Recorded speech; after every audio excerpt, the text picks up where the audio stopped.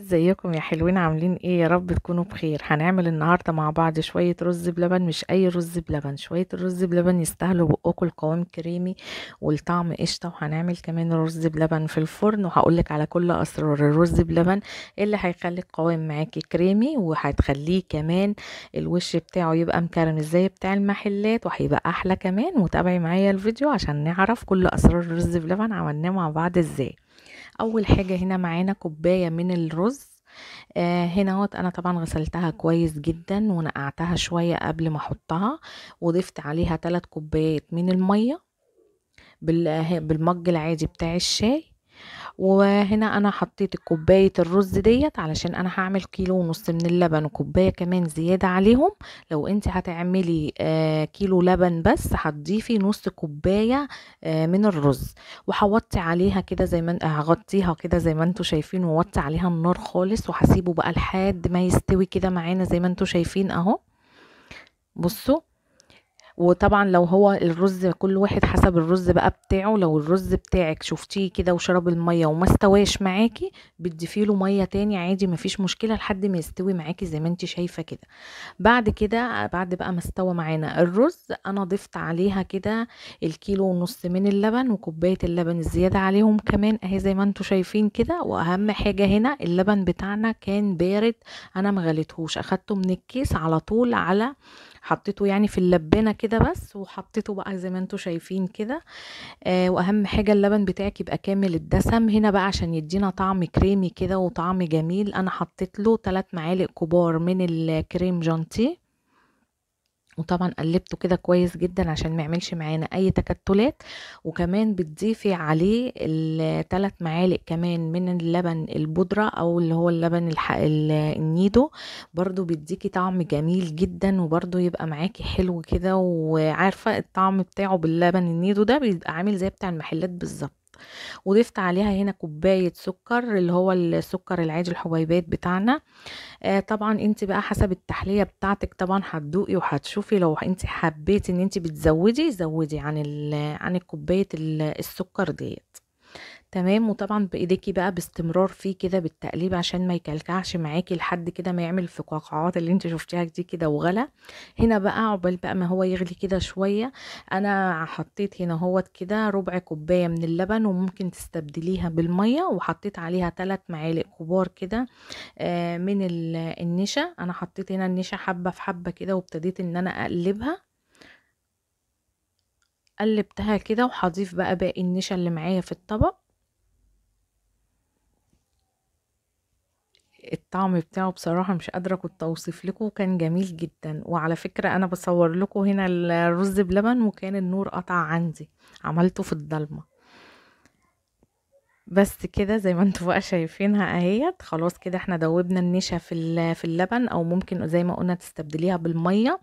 نديله بقى تقليبة كده، وابتدى يغلي معانا جامد. هنضيف كده زي ما انتوا شايفين باكو من الفانيليا عشان برضو تدي طعم كده وبرضو وريحة حلوة. وبعد كده هناخد بقى النشا اللي احنا دوبناها في اللبن او المية. بصوا هنضيف كده هوت النشا بتاعتنا. ايد تقلبيها كده الاول، وايد كده هوت زي ما انت شايفة، ايد بقى تقلبي بيها وايد تحطي بيها. يعني هتحطي كده النشا عشان ما يكلكعش معاكي، وتنزليها على مراحل، حبة حبة، ما تنزلهاش كده مرة واحدة عشان ما يعملش تكتلات كده معاكي. وانتي برضو كده بتعملي تروحي مقلباه كده زي ما انتي شايفة كده. خلاص خلصنا النشا اهي حطيناها. ابتدي بقى اقلب فيه كده زي ما انتوا شايفين عشان ما يعملش اي تكتلات مني بعد ما حطينا النشا. وكمان عشان طعم النشا كده يروح، نسيبه يغلي كده غلوتين كده اهوت. ودوت بصوا بقى القوام بتاعنا، هم حبة اللبن دول اللي هيديك الوش كده المكرمش، وهيبقى الطعم الكريمي بتاعه هيبقى حلو قوي. وهقول لك كمان ازاي هيديكي وش برضو مكرمش، والقوام هيبقى معاكي كريمي هيبقى ازاي. بصوا لازم كده هوت يبقى في حبة لبن كده سايبين، وما تخافيش هو هيمسك معاكي في الاخر وهيبقى حلو قوي. هطفي بقى عليها النار على طول، وهبتدي ان انا اغرف على طول. وانت بتغرفي كده تقلبي كده من تحت لفوق، تقلبيه وتروحي غرفة على طول. ولو في حاجة بقى جت على الاطباق او الكاسات كده بتاعتك، بتمسحيها بمنديل.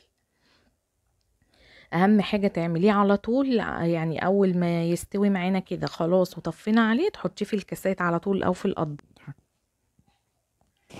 بس كده، وزي ما قلنا بقى اي حاجة عليه كده تمسحيها خلاص. وهنضيف بقى كل الرز بلبن، وتخلي كده ايديكي على طول كده سريعة علشان ما يتقلش معاكي قوي كده هوت في الحلة. وتخلصيه بقى بنفس الطريقة ديت. ودلوقتي بقى هوريكم شكله. وهحط كمان حبة رز بلبن كمان، هنحطهم في 2 طاجن كده زي ما انتوا شايفين اهو، علشان دوت بقى اللي انا هحطه في الفرن. وعلى فكرة انا شغلت عليه الشواية على طول، وما ضفتش عليه اي حاجة، انا حطيته بس كده. وكمان يعني عطاني الوش الجميل اللي انتوا شفتوه كده في اول الفيديو. بس خلي بالك وانت بتحطيه تحت الشواية، يعني تفضلي كده ملاحظاه عشان ما الوش ما يتحرقش معاكي. بس كده. ودي بقى كده ايه، هنشوف برضو. والباقي بقى الرز بلبن بتاعنا، طبعا بتسيبيه يبرد خالص الرز بلبن، وما تخلوش ولا دافي ولا حاجة. بصوا ده كده شكله بعد ما حطيناه في الاطباق اهوت. تمام. طبعا انا بقى كنت اخدت الطاجنين دولت وحطيتهم في الفرن على تحت الشوايه. وهسيبه بقى يبرد خالص الرز بلبن بتاعي، ولا يبقى دافي ولا اي حاجه. وتغطيه باي غطا. انا غطيته بالستريتش راب كده، البلاستيك ده زي ما انتوا شايفين. وحطيته بقى في التلاجة، هو دوت اللي يديكي الوش المكرمش. حطيته كده في التلاجة حوالي 3 ساعات. بصوا بقى الجمال، وبصوا الوش بتاعه مكرمش ازاي وجميل. هنا بقى كان النور جه خلاص، وبعد بقى ما حطيته في التلاجة وطلع معانا بالشكل الجميل دوت. وكمان بتسيبي اللي هو اللي في الفرن كمان بتسيبيه يبرد. لما تطلعيه بقى بتسيبيه يبرد معاكي خالص برضو، وتحطيه في التلاجة. كان طعمه تحفة، احلى من اللي هو العادي. لازم بقى تجربوا النهارده الرز بلبن الطريقه بتاعتي، وتقولوا لي ايه رايكم فيها. وطبعا بقى هتضيفي عليه كده من على الوش اي مكسرات عندك. انا كان عندي عين جمل حطيتها ضفتها، وكان عندي كريمه برضو كده ضفتها عليه، برضو بتديله طعم حلو قوي. وكان عندي كريز برضو حطيته. وكان عندي يعني ضيفي اي حاجه عندك عليه من فوق من على الوش، شوكولاته، نوتيلا، اي حاجه هيديكي طعم حلو قوي. وحبيت برضو ان انا اضيف عليه كده هوت الايس كريم زي ما انتوا شايفين. تعالوا بقى كده لما نعمله بقى بالمعلقة كده، ناخد معلقة من هنا من اللي هو الطاجن اللي عملناه في الفرن ده تحفة. بصوا بقى الجمال، وبصوا متماسك وحلو وكريمي كده من جوه، والوش بتاعه تحفة. اهم حاجة اللبن بتاعك يبقى كامل الدسم عشان يطلع معاكي رز بلبن صح. بصوا بقى هنا هوت اللي هو العادي بقى دوت. بصوا برضو الجمال بتاعه. وزي ما قلتلك لازم تحطيه في التلاجة بارد تماما، ولازم تغطيه عشان يعمل معاكي وش مكرمش. وده كان الفيديو بتاعنا النهاردة. مع السلامة.